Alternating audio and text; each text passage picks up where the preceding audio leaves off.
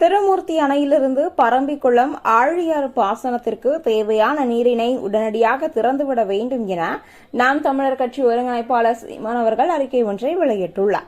மேற்கு தொடர்ச்சி மலையில் பெய்து மேற்கு நோக்கி ஓடி கேரள கடற்கரையில் கலந்து வீணாகி வந்த மழைநீரை தேக்கி பாசனத்திற்கு பயன்படுத்த பெருந்தலைவர் காமராசர் அவர்களால் 1958 தொடங்கப்பட்ட பரம்பிக்குளம் ஆழியாறு திட்டம் 1960ஆம் ஆண்டு நடைமுறைக்கு வந்தது. இந்த திட்டத்தின்படி பெரியாற்று படுகையை சேர்ந்த ஆனமலையாறு, சோலையாறு, பரம்பிக்குளம் மற்றும் ஆழியாறு ஆகியவற்றை பகிர்ந்து கொள்ள தமிழ்நாட்டிற்கும் கேரளத்திற்கும் ஒப்பந்தமாகி தமிழகத்திற்கு 30 டிஎம்சி நீரும் கேரளத்திற்கு 20 டிஎம்சி நீரும் ஒதுக்கப்பட்டது.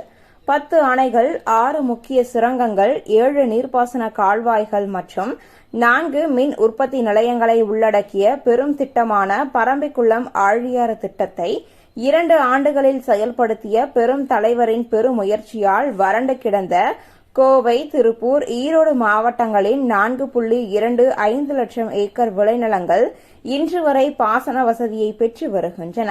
ஆனால் 50 ஆண்டு கால திராவிட கட்சிகளின் ஊழல் நிறைந்த ஆட்சியில் பாசன நீர்வழி தடங்கள் முறையாக புனரமைக்கப்படாத காரணத்தால் பரம்பிக்குளம் அணைக்கான நீர்வரத்து வெகுவாக குறைந்தது.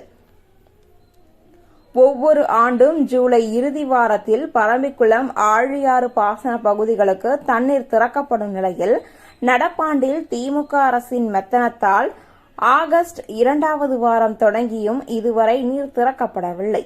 முக்கிய கால்வாய்களான சமமட்ட கால்வாய், சர்க்காபருதி கால்வாய் ஆகியவற்றின் பராமரிப்பு பணியை திமுக அரசு விரைந்து முடிக்காததே தண்ணீர் திறக்கப்படாததற்கு முக்கிய காரணம் என வேளாண் பெருங்குடி மக்கள் வேதனை தெரிவிக்கின்றனர்.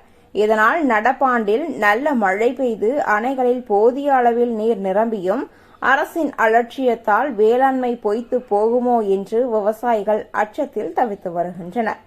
ஆனால் எதிர்க்கட்சிகளின் பொய் கூறுவதாகவும் விரைவில் பரம்பிக்குளம் ஆழியாறு பாசன பகுதிகளுக்கு நீர் திறக்கப்படும் என்றும் திமுக அரசின் செய்தி மற்றும் விளம்பரத்துறை அமைச்சர் ஐயா சாமிநாதன் அவர்கள் அறிவித்து 1 வாரத்திற்கு மேல் ஆகியும் இதுவரை உரிய பாசன நீர் திறக்கப்படாதது ஏன்?